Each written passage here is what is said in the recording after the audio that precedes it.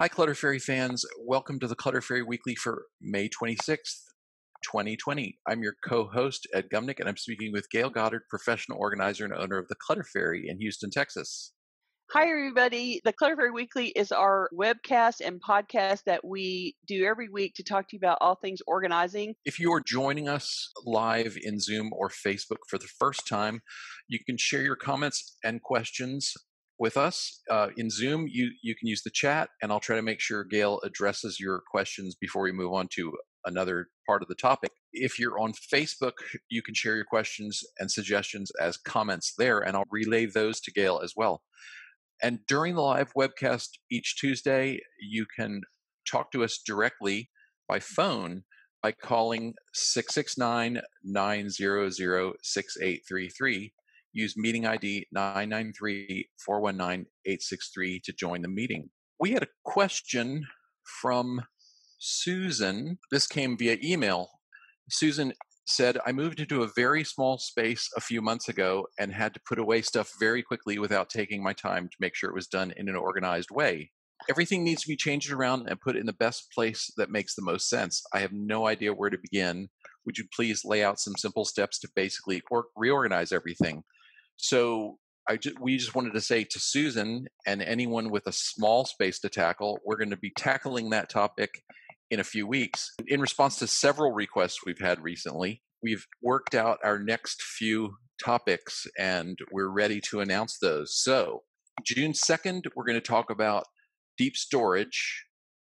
And that means storage units, parents' houses, second homes, backyard sheds, attics, basements, and so on.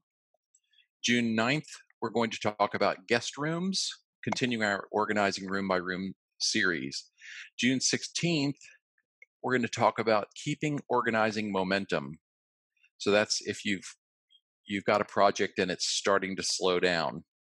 And then on June 23rd, we will tackle Susan's suggested topic of organizing issues with small spaces. You can tune in for any or all of those. And you can send us questions about any of all of those too. If you want, Yeah. you have a specific question in that topic area, please suggest it. Yeah, the more the merrier. The more questions we Right? have in advance, the more prepared we can be for the webcast. Today, our featured topic is about my favorite room, the kitchen. And we call this one Blenders and Peelers and Whisks, Oh My, Decluttering the Kitchen. Sorry, that one always makes me laugh too. So it is his favorite space, I have to say, and it is my least favorite space to use. I am not the cook in this house, and do my best to sort of stay out of the cook's way. That's basically how I participate in the kitchen. But I have worked and I have organized a lot of kitchens over my career. So it's the heart of the house, and it's that traditional family meeting space where everybody gathers. It's the most popular room at the party. I don't quite understand that. But too often it's so packed with all the must have gadgets, and everybody has stained Tupperware, and there's antique spice ingredients that there's no space left for cooking. So we delve into the notion of usefulness, and we're going to define a more honest standard for deciding what belongs in your perfect kitchen. So the kitchen is such an active place. Most kitchens get used by all the members of the family all throughout the day. So unlike the home office, for instance, where adults use it for a few hours and then they wander back out again, the people go in and out of the kitchen all the time. And everyone needs to know where everything is, and that dishes need to be easy to grab, and the kids need to know where the snacks are in the afternoon. With all those hands in there all day long, it's really important that the kitchen be organized and easy to use so that it's easy to find things and easy to put things away. So here's some ideas for planning an organized kitchen. Make things easy for helpers to find. So put the tools right where you use them, spoons where you stir things, dishes near the dishwasher. When there's logic behind your storage, it's easier for someone to help you because they can find what they need without going on a treasure hunt. Don't put your wedding china, for instance, on the lowest shelf by the sink. I went to work with a family who the wife was being treated for cancer, and she had a bunch of people coming in and out helping because she had three small children. And when I went to go organize, The kitchen, when I opened the upper cabinet just to the right of the sink, what was in that cabinet was her full set of wedding china, which 2 8-year-old boys did not need to be anywhere near and were certainly not using to get their food. And then when people were coming in to help her and they were trying to empty the dishwasher, which was below this cabinet, none of the things coming out of the dishwasher went into that cabinet. It was crazy. So this is not the places that you use the most often and the ones that store the things that you use every day need to be easy access and the most logical. Think outside the cabinet is the next topic. I mean, the next suggestion. And what I mean by that is that bulky pots and pans eat up a lot of cabinet space. If you imagine your crock pot or your stock pot or the, George Foreman grill. Right now, everybody has Instapots and some hybrid of crock pot slash Instapot slash rice cooker. They're all big and huge things that have to be plugged in somewhere. Air fryers are really hot right now. Air fryers, right? So Hot, get it? consider storing them, right? So all the pots and pans, you can take up a lot of space in the cabinets with these big, big pieces, and stacking those big pieces and maneuvering them around is difficult. So you can consider storing them above your workspace or over the stove with an overhead rack. So most pots and pans have a handle with a little hole in it, and you can put them on hooks over over a stove or a workspace, an island workspace, for instance. It gives you instant access to the pan that you want, and it looks really professional. But as an alternative, you can store excess large appliances or large pots uh, on a utility room shelf, in a garage shelf, someplace else. What about the really hardly accessible cabinet above the refrigerator in the kitchen, where you stand over the fridge and there's a cabinet that opens like this, and you can't actually reach it from the floor. You have to get on a ladder to get up into it, and it's a big deep cubby hole that is as deep as the refrigerator is. And so it's a really awkward and unusual cabinet space, but it's perfect to put, here's the shrimp boil pot that is however many gallons, and you only use that 3 times a year. Well, that's a good thing to get out of your cabinets that you can access easily and get it up out over your head somewhere. Clear the We decks. we Go do ahead. we have we bought a china cabinet to display the most Your pretties. the pretty stuff. The we have a collection of stuff that is nice to look at and we want to show off, and it's stuff we bring out for parties. So it's in this china cabinet with a glass front and sides, but it has some enclosed space at the bottom, and that's come in really handy for a great big saute pan that doesn't fit conveniently in the kitchen cabinets near the Yeah. stove. Anywhere else, right? The Instant Pot lives there when it's not in use, which is not very often these days. Right. The bread machine is down there. Things, it's all things that only come out at most once a week or a couple times a month. Right. And And then getting we them all out of the kitchen is a good idea. The active kitchen zones. and then we also have a buffet that serves as our TV stand. We have the flat screen TV sits on top of it, Yeah. and the underneath there is where the baking pans and other big bulky items that don't fit. We have a pretty good sized kitchen, but as you know, I have a pretty good sized you have a collection of you cookware. have a good collection of stuff to store. Exactly. And all of these suggestions are going to be modified by how big your kitchen is versus how much stuff you have, but you can always help yourself by separating the things that are lower use and very large and putting them out of the way so that the active cabinets are full of things that you use all the time. Okay, so the next suggestion is to clear the decks. And by that I mean that only the appliances and the items that you use almost daily should be on the counters. If you use it once in a while, find another place besides the counter to store it. put the cake decorating tools away until it's somebody's birthday, right? Don't leave them out on the counter, even in a container. You want that container to be out of the way.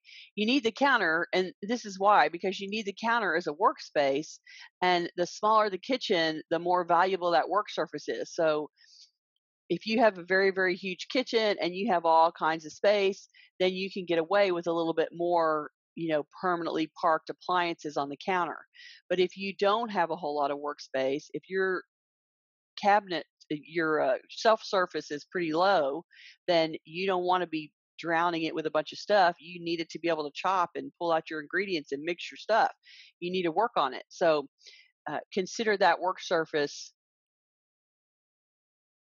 needs to be the least cluttered of anything in the kitchen, really, so that you always have a space to work. Okay, play favorites is the next tip.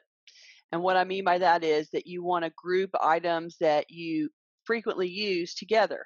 So you can put your favorite cookware or glasses or dishes in front of the cabinets for easy access. Like sometimes people pull out their pretty sets, like, oh, look, I have a lovely set of highball glasses and wine glasses and beer glasses. And then they put them where all the glasses are, except that they don't pull those down except when they have guests to serve alcohol to guests.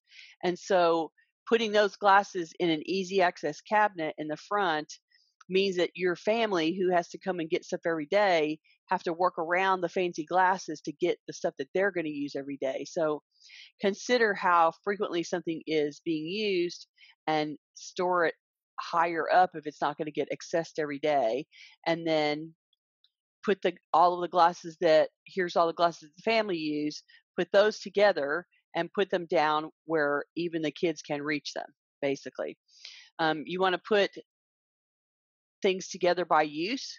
So you want to put all your baking gear together, all your cooking gear together. And Ed's version of that is he put a bunch of the baking stuff in the cabinet that's under the television.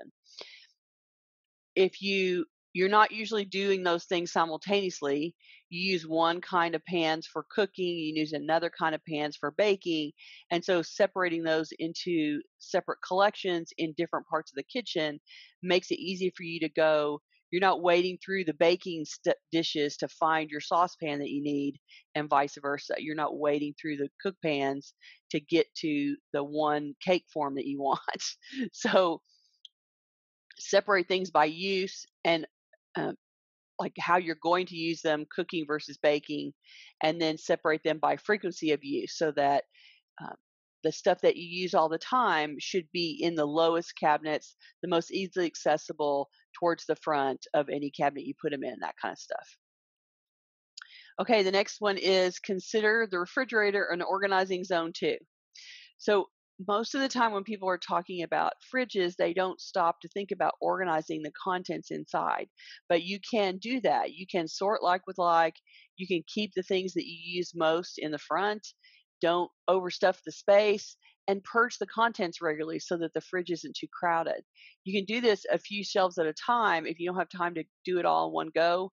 I recently had to, on the move job that I was working, I had to empty the fridge out and because of the move. And so while it was empty, I took the time to wash all the surfaces down and pull out the drawers. And it took a while. It took, an hour and a half to clean everything out and make it nice and put it back. And nobody is going to do that once a week, right? But you might do a shelf a week and pull everything out and throw out what isn't good and wipe the surface down and put everything back and just do it one piece at a time and just rotate your way through the fridge as you go. You can also introduce some organizing containers in here. So they've started making things that are specifically for the fridge, and how they're doing that is that they're making containers that are long and thin like the fridge, so that you can put in a long thin box to put jars or bottles in. uh, Open containers like uh, here's the cheese packet that's floppy. It's like putting in things that don't stand up well together. You can put those in containers.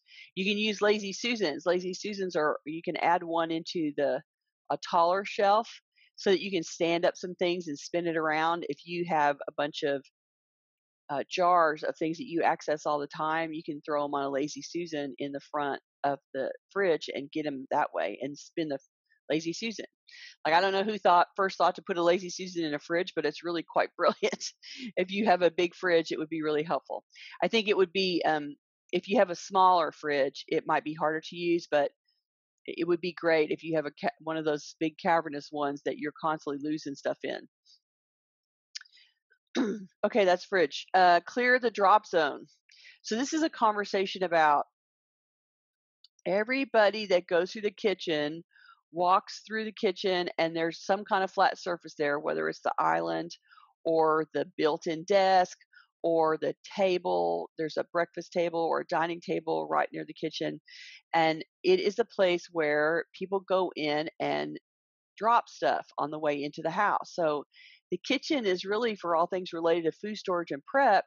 And don't let other stuff from other rooms creep in and land on those flat surfaces. You want to turn all the non kitchen stuff away at the door. So enlist the family to clear out anything that doesn't belong in that room. And there's enough to keep clean there already. You don't want to add anything else. So if everyone is passing their way through and dropping, then you want to figure out that, yes, every time we come in from the garage or we come through the front door and people come through the kitchen on the way and they're dropping everything on this surface, whatever that flat surface is in your kitchen that gathers everything. You want to figure out what is being dropped there and try to create an alternative space for it. So they need to have some place to go empty their hands if it's not the kitchen, where the key's going to go, where the kids' backpack's going to go, where are you going to put your purse when you come in, where's your husband going to drop his briefcase or drop his sack of stuff coming in from sports or whatever he's coming in with, where's the mail going to go? And all those things that pass through the kitchen and get left behind get in your way and prevent you being able to use that space for cooking and eating actually on the other end as well. So you want to clear that space out and ask them what they're dropping, why they're dropping it, figure out where else they can drop it instead. Gail, related to non-kitchen stuff that tends to end up in the kitchen, Mm. viewer Susan asked, can you give tips on longer term food storage? Because of this virus and bad weather, I don't go out for weeks or months at a time. I have limited space, so cans and things get placed wherever they will fit. My kitchen tends to be very warm, so sometimes things are in other rooms in odd places. Things get forgotten or are hard to find. So, do you have any suggestions for people who, and this also sort of applies to very small kitchens, Right. find themselves needing to stash Stash food elsewhere. food elsewhere? Well, and she's proposing a couple of problems. One is her kitchen is too small and too warm. And two, she is creating a stockpile of food because she wants to be able to keep an inventory that has a long lead time, so she doesn't have to go out as often. And so that creates some long-term storage problems for sure. Um, the first thing I would think is if you start once it starts going out of the kitchen, there's no logical place that anybody would look for it, and there's not any place that somebody that was in the house that wasn't you would go, "Oh, well, here's where the rest of the kitchen is." Like, there isn't a space that actively says that. And so I think you are basically talking about creating a pantry in another part of the house where it wouldn't logically be. And so you kind of have to define some space for that. One way would be to use a bookshelf. Ed used to have in an apartment that he lived in, he had a bookshelf that was basically in the breakfast room instead of the kitchen for this very reason, because the kitchen was small. And they used that bookshelf as a pantry. And so there was a lot of um, stored pantry staple kind of things up on that bookshelf, organized by use and type, for instance, just like you would in your regular pantry. I would either create a parking space like that where you create some kind of shelving unit to put all of your excess kitchen on, or in lieu of that, I would use containers that would be airtight, clear, and stackable so that you could find a corner of a room where you could stack your excess pantry items in containers. And then Ed's had a great suggestion, which was to take your Sharpie and take all your cans or whatever your box is and everything, find the expiration date, which is always so hard to find, right? And go on them with the Sharpie and write the expiration date really big somewhere so that it's easy to see. So as you are, because of the long-term storage nature, you're going to want to constantly be checking the expiration date so that you're using the oldest things first, and that so that you don't waste any food or nothing goes back past the date before you try to eat it. And so if you're going to go and park things in a bin or put things on a shelf and then think about storing for a long time, you're going to want to be able to go and open the bin and go, oh, look, that's going to expire in a month, that's going to expire in 2 months, I need to pull that up and start using it. And so um, remarking with the Sharpie when you do finally do your food run for the quarter and you go buy everything at Costco or Sam's or wherever and come home with all that inventory, take the time to go through and mark everything up so that you can see it easily. Then I would store it, if you store on shelves, in some kind of open containers, or you store in containers alone, stacking on each other with lids. Create some kind of a list about what's in the bin. So either you write up a list to stick on the outside, or you create a spreadsheet that you keep in your computer, depending on whether you like tech or you prefer low tech solutions. And so do whichever one makes you happy. But I would think of this as an inventory that you have to manage and use techniques to do that, and having lists of what is in the bin so that I put in there 5 cans of tomato sauce, and you can go in and mark them off as you use them if you want. Well, Um, and if you use if you shop from a grocery list, you can bring that list home and pin it up on your bulletin board or uh, the door of the fridge, right? and keep that as a reminder of at least the key perishable things that you've brought home, so you don't find the bag of spinach after it's turned to slime in a few weeks. Right. And Ed also made a valuable point about humidity and dampness.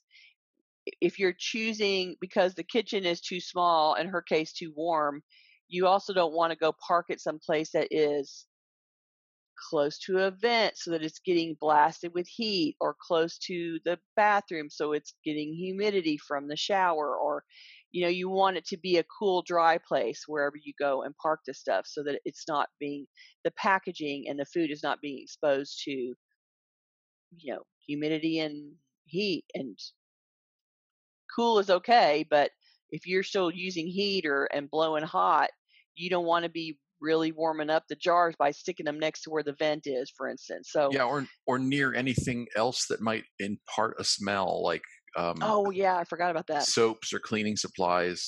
Even if it only permeates the packaging, it's kind of a, a turn off. Right? Yeah, you don't want your food next to the soaps in the linen closet, and then out comes a pasta that smells like a soap.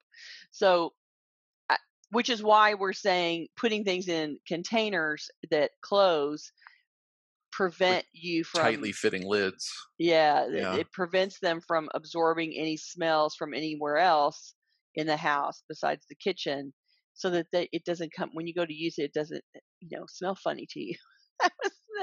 Yeah, we don't want the pasta to smell like Dawn when it comes out, or bleach, for instance, when it comes out. And the Petra, paper packaging will absorb smells like that. So, Petra says, we currently don't have a dishwasher. This led us to only keep 4 bowls, 4 breakfast plates, 4 dinner plates, 2 coffee cups, 2 tea glasses, and a few mugs in the kitchen. These get washed on a daily basis. The remaining dinnerware is in a built-in the dining room, and they only get used when we have guests.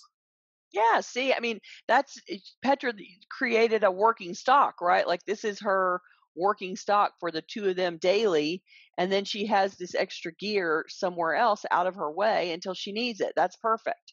And lots of people mistake because it's kitchen, it all needs to be right in the middle of where all the good cabinets are. And I had a conversation with one lady once where she really loved various sets of dishes. She liked to collect dishware. And so she wouldn't just buy, it wasn't that she was buying a place setting, she would buy a set of dishes. And she had several sets, all different kinds. And she would have, here's a collection of 10 of all of the pieces of this set. So she had large collections and she was trying to store them all in the kitchen. It's like, your kitchen is not designed to hold a store's worth of dishware. It's designed to hold the one set that you're using. And so you always have to think of the kitchen as an active work zone.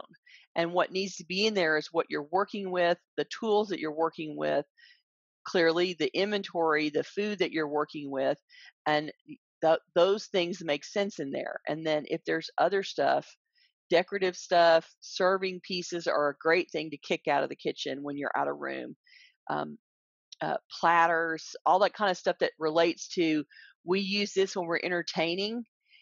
Take all that stuff and put that entertainment section in a space that is not directly in the kitchen, because I know you're not entertaining every night of your life. You're serving your family every night of your life, and that is a much more frequent use than when you get out the entertaining gear. So I get it that the entertaining stuff is always pretty, but it's not going to be being used all the time. And so surrendering valuable space to it means that you're the one that suffers, right? It's just, you're the one that has to be in the kitchen and working around the excess. So any kind of entertaining stuff is a great thing to separate out. Thanks for the reminder about that, Petra. Well, and one of our solutions for that is we have what we call the party bin, and Yes, I forgot about the party bin. and it's a I don't know, what's that, about a 30-gallon tub. Yeah. It's a It's pretty big tub. so for people who don't work in gallons, that's it's the size of a large laundry hamper, There and you go. it's a translucent plastic with a lid that sort of locks on with handles that make it easy to lift. And we keep, the the plastic Themed paper napkins. napkins, plastic utensils for that we only bring out of parties, or Platters. cocktail platters, cocktail skewers. Yeah, the big platters that we spread stuff out on. Tablecloths that only come out for parties. Um, all of that stuff goes in that bin, which can live in our spare bedroom closet, or we have a little storage space near the apartment, and that it can go in there. Um, Exactly. And that party bin came in and out every time we had a party. The party bin was out. We were fishing things out of it, and yeah, it was a great way to store all the pieces that you want to be able to remember you have when you have 10 people in the house, and then you want to forget about the rest of the time. And the party bin was the portable version of parking entertainment somewhere else. It was a and very, very good I think solution. it's a great thing to do if you like to entertain, which we do. Right? Exactly. Um, Jen, who is watching on Facebook, Hi, Jan. from England, says, I have a really small kitchen in a 1-bedroom flat, not much cupboard space to get things off the small counters. Mm. And that's particularly challenging. One of the things that came to mind for me in response to that is to invoke Alton Brown, who one of his standards is, he talks about tools and says, don't own anything that only serves one function. And my addendum to that is, unless you're going to use it all the time. So a bread machine would be one of those things. If you want to make bread 3 times a year, I would say don't get a bread machine. Ditch the bread machine. Ditch the bread machine. Takes up way too much space. Yeah. There are a million gadgets and doodads that this thing takes the zest and makes curlies out of it. The zest of a lemon and makes little curlies out of it. Well, how often do you need little little curlies of lemon zest, and it's, Exactly. the rest of the time is taking up space in a drawer. And I think that this is the curse of having a small flat. Those of us that live in much smaller spaces, we want to keep a whole lot, but we don't have space for a whole lot. And so, in kitchen in particular, then the smaller the kitchen, the more valuable those work surfaces come, and the more valuable the cabinets are.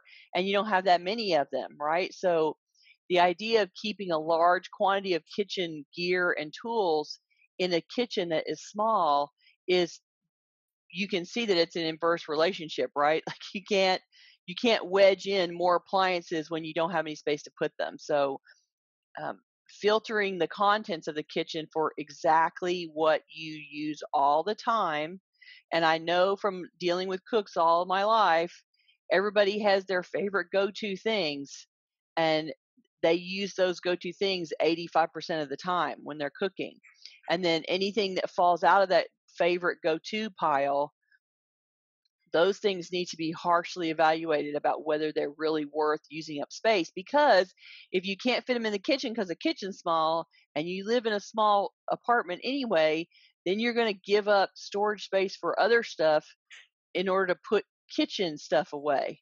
And so it really, really needs to be important. Now, if you are that person that loves to cook and is very, it's your collection, it's your passion to do, it's your hobby, making food is your fun, and you live in a small kitchen, then giving up some of your living space somewhere else to support the kitchen makes sense.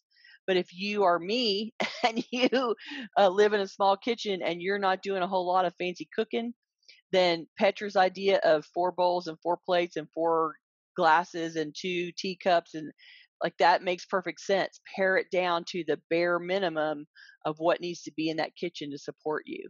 So you're going to have to modify it for how much space you have and how intent of a cook you are. But don't keep stuff just because you have it. Try to look at it and decide, am I actually going to use this? Do I use this more than twice a year? Is the fact that I use it twice a year mean that I'm willing to give up some of my small square footage to keep it? Maybe I just need to let that go and come up with a better way to do it when I twice a year when I want to do it, whatever that cooking process is, maybe I come up with a better solution. A couple of comments. Okay? Um, Eileen said, a caution about hanging cookware on the wall. You will have to wash them before you use them as well as afterwards. They get dusty and even grimy with drifting oil droplets. And that is true. Good point. If you ever fry or even just saute, everything in the kitchen ends up with a sheen of oil, and then of course the dust sticks really well to the oil. So Right. that's kind of a trade-off. But it is a space saving solution. So if space is really a problem for you, hanging the pots and pans and then washing them before and after at least means that you have a little bit more room to work. So you have to trade off, is it worth it that I got to clean these in order to hang them up and have them be out of the way? For some people it will be an easy trade off. And a couple of people have talked about cookbooks. Anita says, my cookbooks took up too much space in the kitchen, so I purged some and relocated the rest to the hall closet. And Petra added, basic techniques and cooking times in the kitchen, fancy books in the dining room. Cookbooks is a hobby. Cooking is a hobby just like any other, and it comes with its own. Cookbooks are the collectible piece.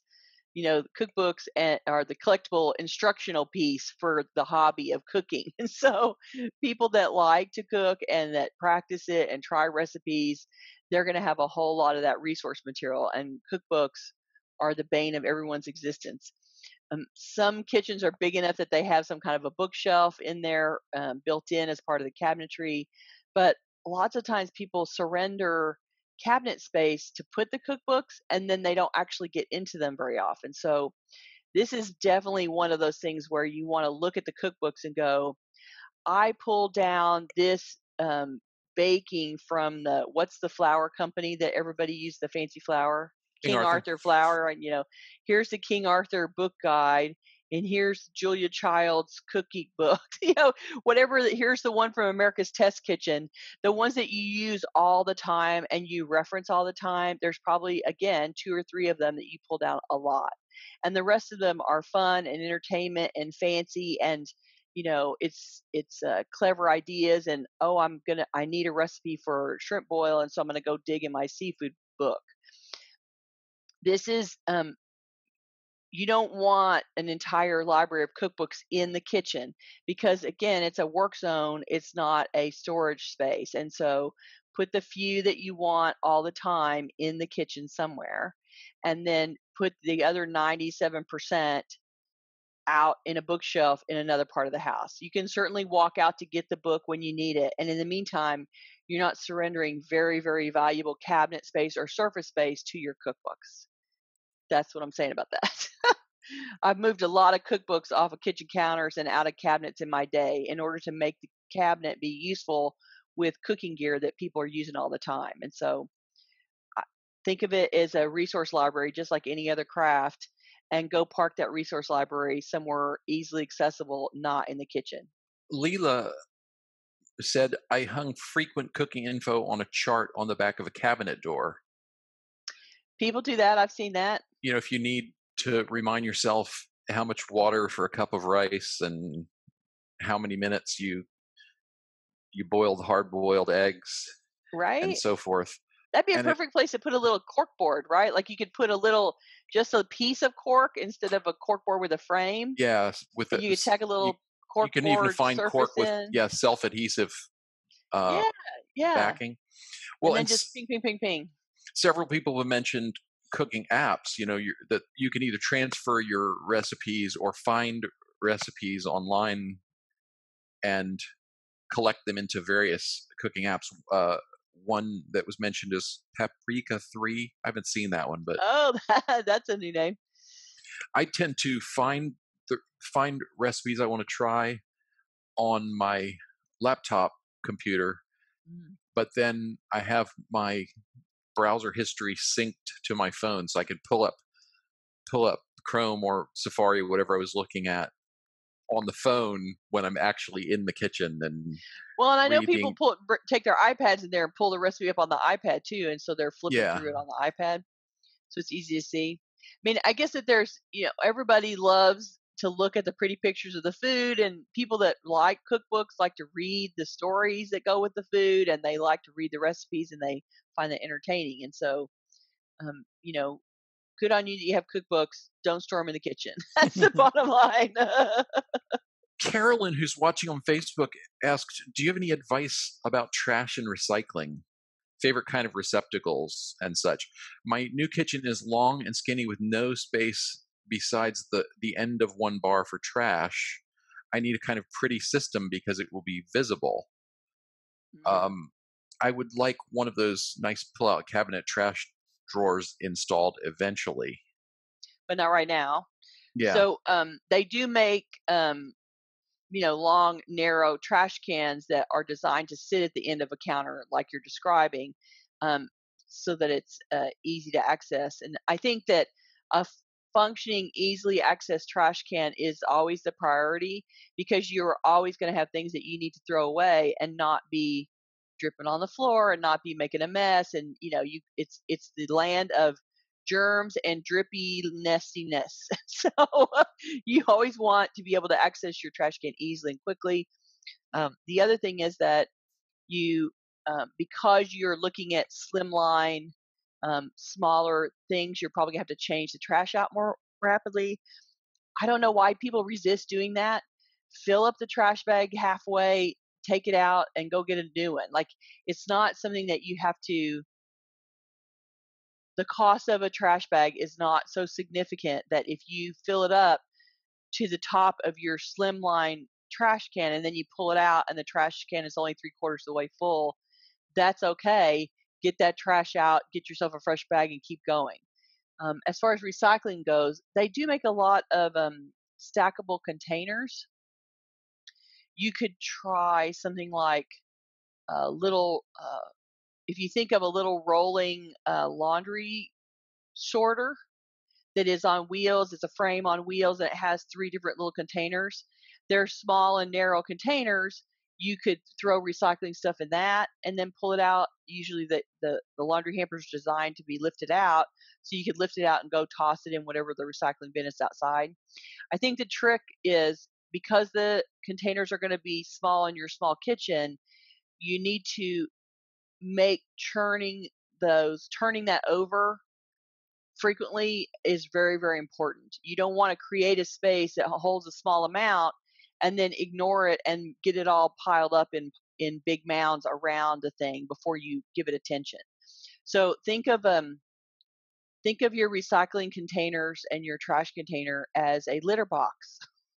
Think of it as a litter box. The longer that you ignore it, the grosser it gets and the worse that it looks. So frequent changing out of that kind of stuff will make your life better, and it will allow you to create. I saw the word IKEA going by in the chat. They do make some stacking recyclable containers that have flip up lids, and they're everything that IKEA does is designed to solve problems in small spaces. And so I don't know how to describe them to you except that they're bins and they have a lid that sort of is at like a 45-degree angle, and then the lid swivels up like this, and then you're dropping stuff into it. And so, but again, it's small. If you put two milk jugs in it, it's going to be full. So you're going to have to collapse things when you go to the recycle bin, and you're going to have to empty it frequently. And taking the 5 minutes to empty it and go put it in the ultimate receptacle for the recycling, um, outside somewhere, garage, wherever that stuff is, um, needs to be part of your cleanup routine in the kitchen so that once a week, twice a week, you're emptying all that stuff out and clearing your space again. Otherwise, you're going to lose control of it. It's going to look like a big, trash dump at the end of your kitchen. Is what I'm saying. And I've seen people who sort of they keep filling recycling bags and stacking up the bags longer and deeper and covering more and more floor space with the waiting for the recycling to go out 2 weeks later. And you're just making a traffic pattern hazard in your house. You're making it difficult to move around. So stay on top of it and get some containers that you like to use. And the trash can should be number one. The trash can should definitely be the one that gets the best, most functional place. In our new place, we're keeping ours under the kitchen sink. There's a space that works well for that. But one thing I've seen in a couple of homes I visited when we could still visit one another was trash cans that have a motion sensor Oh that yeah. opens the lid for you, which is kind of nice not to have to touch the trash can, especially if you're in the middle of cooking. Well, and if you have your hands full of something like this and you're Yeah. trying to get it over to the trash can, that's always better to be able to trigger it with your foot or trigger it with Well, a sensor. and you don't want to have, like, if you're chopping up food and you want to take the scraps, the waste from the onions, you don't want to have to touch the trash can because then you have to wash your hands again before you resume. So that's very nice. Yeah, yeah, We have exactly. time for about one more comment, but I also wanted to read an email that came to us from Bernadette, who recently became a supporter on Patreon for us. And Bernadette says, please encourage people on YouTube and on the Zoom sessions to support you on Patreon. So, quick commercial for us. We are Thanks, now Bernadette. we are now on Patreon at patreon.com/the Clutter Fairy. You can also get there from our website, cfhou.com/Patreon. We're just, anyone who wants to support us that way, we're happy to take your contributions. We hope to eventually produce a Clutter Fairy book, and that's going to involve some expenses. And so that's about all I'm going to say about that. cfhou.com/Patreon. We'll get you to our place, right? Great comment from Jane, who said, when the kitchen cabinets were refaced, everything came out. So she's done a remodel. Okay. But I think this her advice is useful if you move or repaint your kitchen, or even just want to do a one-time overhaul. So she says things have only come back in as needed. That helped a lot with figuring out where things should go and to start paring down. More things have come in during the stay at home order. What doesn't make it into the kitchen by the time this is over will need to go. It's already in boxes, so this should be easy. That's cool. So you've gone fishing into the boxes to pull out the stuff that you You really use. want and use. That's great. And then you've left the rest to sit behind and wait. And the kitchen is no different than any other room in the house. When you live there long enough, you eventually shove a lot of stuff in those cabinets, and you're doing it because it's in the way, or you're having a party, or you've bought something new and you're getting rid of putting the old thing away, and you have no time where you evaluate the whole contents all at once. But in this remodel scenario, of course, she's having to evaluate everything because it's all got to come out. So, what a great idea! Plan on moving, but or pretend that you're moving, and look at everything and decide whether it really needs to stay. I think having clutter free eyes on the kitchen, stand in your kitchen and act like it's not yours, act like it's somebody else's, and open the cabinets and look at it and go, what is that stuff up there? What is behind that cookbook on the shelf? Where is that? Where is that pot and pan? Why is it back in the corner? Give yourself an overhaul view by pretending it's not your kitchen, it's somebody else's kitchen, and and and and look at it ask fresh. when, open up the drawers and ask, when was the last time I used this? When If was the last time I touched this utensil? Yeah. And every time I work in somebody's kitchen and we do just that, I stand at a drawer and we pull all the contents out, and we go through and I say, okay, so here they are, and I've sorted them by use, and which ones do you want? And they look at them and go, oh my God, I didn't know that was in there. Like there's always tons of stuff to get out because it's been so lost in the soup of the things in the kitchen, the soup of stuff, that they didn't know it was there and forgot about it, and they've been fighting against it to get to the stuff that they want all this time. And when you refresh the space and make it not be super crowded and make it easy to access the stuff to use all the time, all cooks are 100% relieved because it makes their job so much easier. It makes it so much easier for them to prepare. And then, you get something fabulous on the other end. So if you help yourself, you will enjoy and be more willing to cook.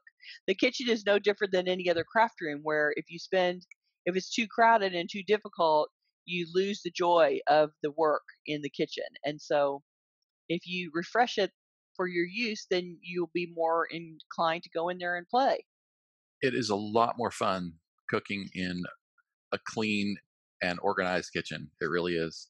right? That seems like a good place to leave it. We are out of time. Okay.